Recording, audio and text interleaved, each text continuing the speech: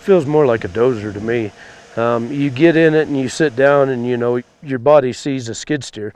So initially your body's wanting you to run it like a skid steer. Once you get used to it and everything else, I run it more like a dozer. Right now we're in beautiful Blackhawk, Colorado, back on a trail system for the city of Blackhawk. We're on steep, rocky job sites most of the time. I mean, as you can see, we're in the Rocky Mountains. Typically, all of our job sites have got steep slopes on them, rocks, everything else. I thought it would work in the environment because of the stability with the tracks. I didn't figure it was going to pull out some of this stuff like it did. And instead of sitting there having to work it a lot, it just pushed right through it and dug right in and got right up to the top. I was impressed by that. I was planning on it for being a day, day and a half, of cutting, and it went right through it. I was extremely impressed with that. Basically started out on a steep slope, used a dozer blade to cut into it, level off a spot for driving. Then with the bucket, you go back in, you pull the sides back, kind of smooth out all your humps and everything else. So you use the skid steer bucket to go through, clean it up, smooth it up a little bit, and make it where it actually looks good, and finish it out that way.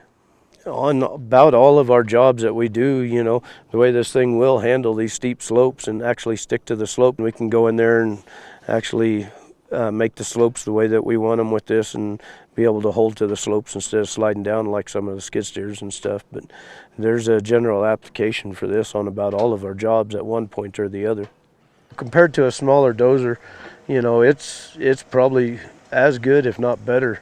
And where you can set it at different settings and get a different response at it.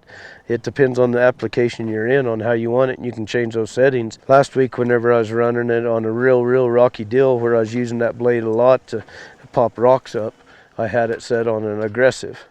And it would pull up those rocks a lot better.